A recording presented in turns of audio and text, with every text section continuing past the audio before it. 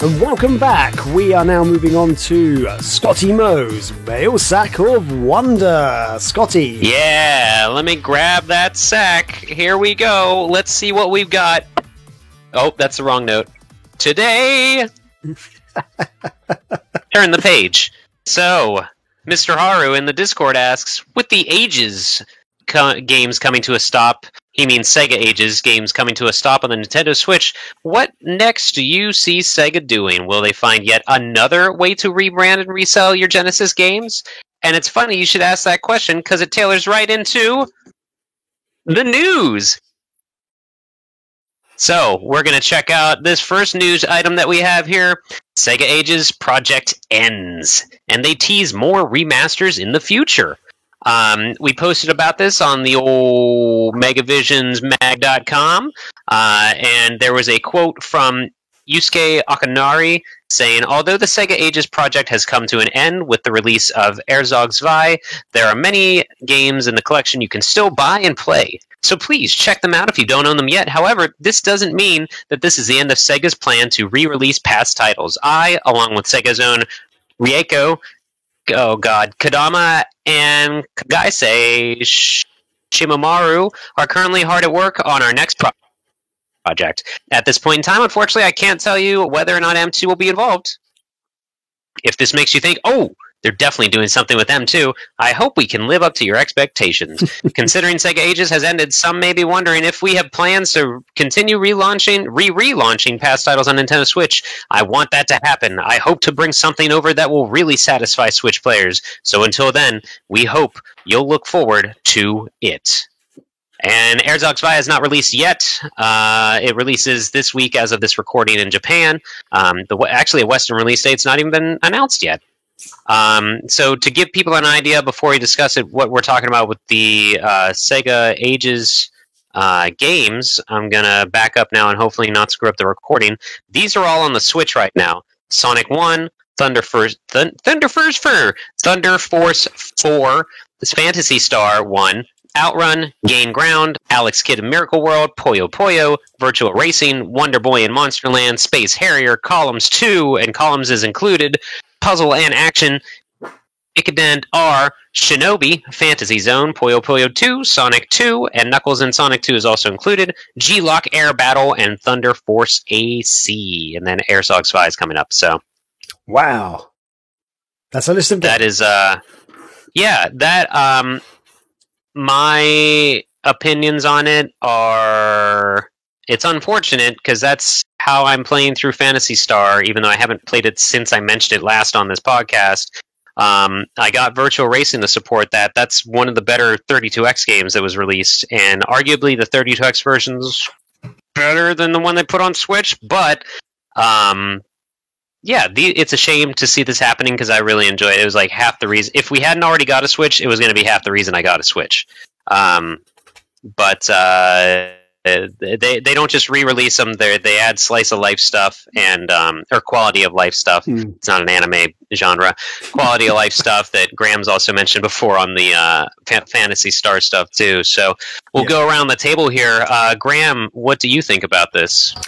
It's an interesting move by Sega because I feel like the whole Sega Ages brand almost has been around. It's been around for a long time. If you don't know, it's been around since I guess kind of since well, I can't even remember now. I mean, there was the marketing. To be this good takes ages / backwards of Sega.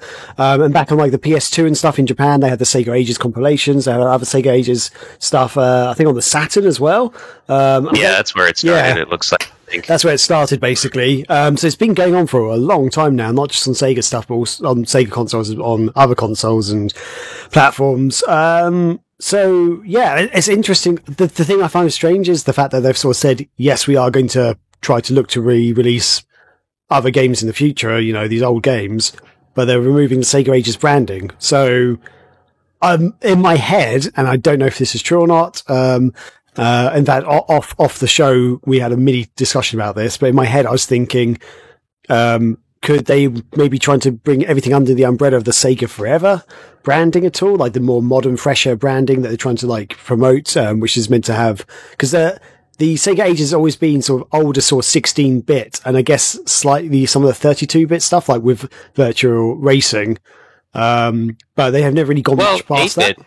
Almost as much as 16, I'd say. 8-bit, 16-bit, and I guess dabbling in the 32-bit with Virtua Racing, but I don't think there's anything more advanced than Virtua Racing at all in what they've released in the past. So yeah, I'm wondering if it's good they want to do it on the Sega Forever umbrella. But I guess Chris had a different opinion on that, like, which makes sense, Chris, where you said that this seems like more of a Japanese for Sega Japan decision. So maybe and Sega Forever is more of a Western branding, so maybe it's not. I don't know. I find it very interesting. I'm fascinated almost. I don't know what's going to happen. I'm slightly scared. I'm slightly nervous. What is going on, Sega? What are you doing? You leave me high and dry. That's what you're doing. And it's sad to see that they won't be releasing anything more under that umbrella, I guess, like, for the time being. I like seeing these old retro games coming out. As you say, Scotty, that's one of the reasons I got my Switch, because they are releasing these. It's a great way to play them, like, on the go. Very easy to do. I know you can get them on phones and stuff, but playing on a phone's never as good, and I can't be bothered to carry around, like, a freaking phone controller and stuff. I'm happy with the Switch. In the pocket. Nice big screen. Great stuff. So yeah, that's my thoughts. I don't know. I'm scared. I'm nervous. I'm curious. I think one of the things when you look at it is, like, look at the timing of when this is all taking place. I mean, we're just a couple of months away from the launch of these new consoles with the Series X and the PlayStation 5. I think that is probably very telling. He's saying right now, like, in this, that he's working on a project with Kodama and Shinya Momura from Sega. So they're obviously have some sort of Sega, branded project in the works over there right now. And I think it may have something to do with some next-gen consoles. Like, maybe they're coming with a new brand and they're looking to expand beyond just the Switch. And they're just looking at, like, maybe Sega Ages that whole name and publishing label or whatever doesn't work for what they have going forward, and so they're deciding to make it into this, and they're going to create an entirely new thing, whether that's Sega Forever or whatever they brand it as. I think they're looking to maybe do some more stuff. I personally would like to see them go the route of kind of how Nintendo did with their NES and, like, their 8-bit and 16-bit games on the Switch. I would like to see some inclusion of like multiplayer and other things in some of these older games that we haven't received 1,000 times before. So, for instance, like, I'm not interested in seeing another Streets of Rage 2 that has, like, network play that we've been getting since the Xbox 360. Like, I want to see something. Right. Let's do something new and exciting. Like, let's not just rehash 8 and 16-bit games anymore. Let's go beyond that. Let's start looking at the Saturn. Let's start looking at the Dreamcast. And, like, let's really see what M2 can do in terms of, like, emulation and bringing some of these older systems to newer platforms. Max agrees. That's right. A thought just popped into my head just then.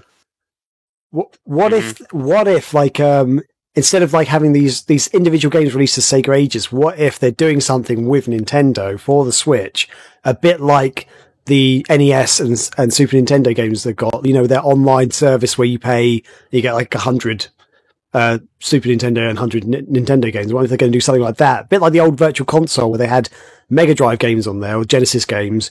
What if they're going to do something similar where they get all their old retro games and put them up on the service for that monthly fee or something? Like, could that be a thing? So they're closing down the Sega Ages brand because they're not going to release those games individually. They're just going to have the Genesis collection of, like, all the Genesis and Mega Drive games and stuff.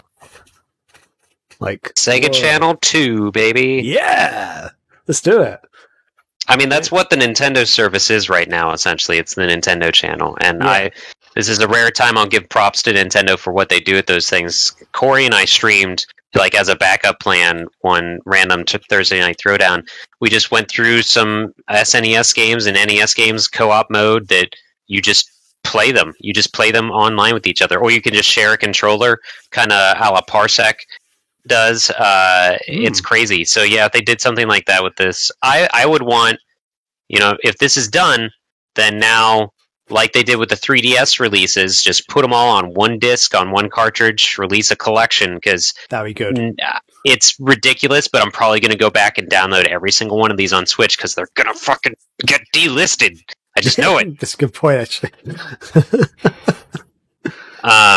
And the other thing I was going to say is M2's been working their butts off, so they probably want a break, because I was looking at the release dates of these. There is a Switch M2 release almost every month since September of 2018, or every other month. So yeah, they probably want a break as well. It sounds like and then to go back to Mr. Harvey's question, though, with the Ages games coming to a stop on the Nintendo Switch, what next do you see Sega doing? Will they find yet another way to rebrand, resell your Genesis games? So realistically, what do we think Sega might do with this? Chris did mention the next console is coming up, so maybe they're just trying to... Because the Sega Ages moniker has only really happened on... Well, no, it's happened on 360 and PS3. It skipped the 1 and the 4, and then went to Switch, so... I don't know. I was going to say maybe since Sega Ages has only been on Nintendo since the last collection, maybe they're trying to get under a different name to be on other systems, but I don't know. And weren't the Sega Ages games that were released on 360 also playable on Xbox One as well? Were they some of the backwards compatible games? I've got a feeling some of them are. That's the Sega Vintage Collection, like the Streets trilogy, the Golden Axe trilogy. Collection. Yeah, okay. Yeah, those were good little collections. I loved the little game rooms they created for those. The PS3 owners got the shaft on that because they did not get the interactive game room type thing. That was only on 360 for some reason. Oh, okay. Oh, that's weird. Yeah, it's weird.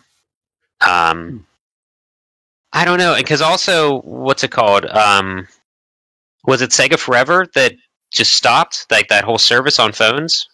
I think, well, yeah, they kind of just stopped releasing titles, didn't they? Like, they just, out of nowhere, just sort of stopped, I guess, but they... It was never at all what they promised it to be. Yeah, it really wasn't, which is, it's one of those things I've always brought up on the show, or like, even Sega Nerds back in the day, I used to bring it up a bit, just as...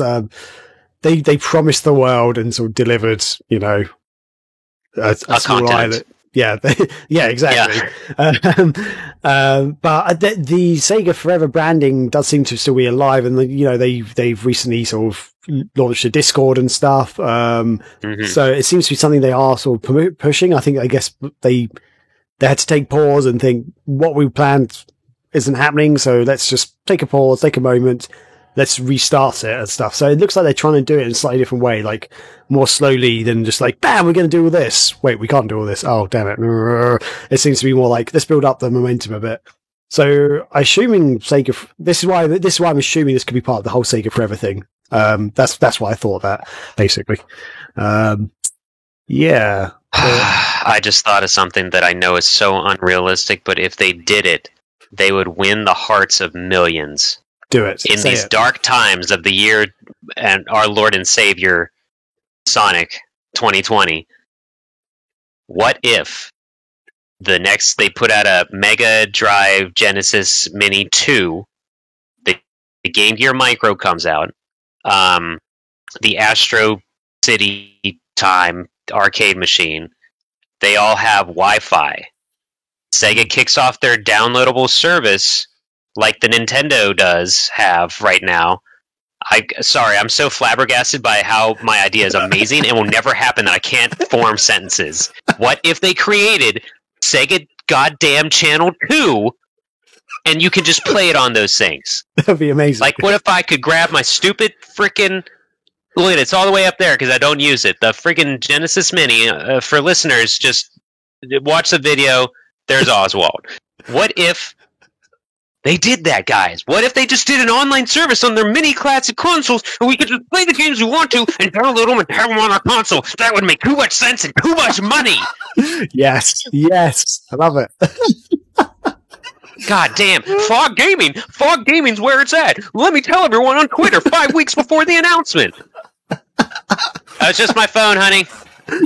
I was saying either the last podcast or the podcast before is that I think they should create their own version of like a like a smaller scaled arcade cabinet that integrates into the whole Fog gaming thing, and you can play all of their arcade stuff and a lot of like the old school retro arcade games that M2 has worked on over the years. Maybe I would be down for them working on something like that. Maybe they're partner up with M2 and say, hey, we're going to release our own mini, like maybe 1/3 of scale or whatever it needs to be, just a smaller sized, like an arcade 1-up arcade unit by Sega. I would be totally down for that. Just a Sega branded unit, and you can download and install, all sorts of Sega games, arcade games from over the years.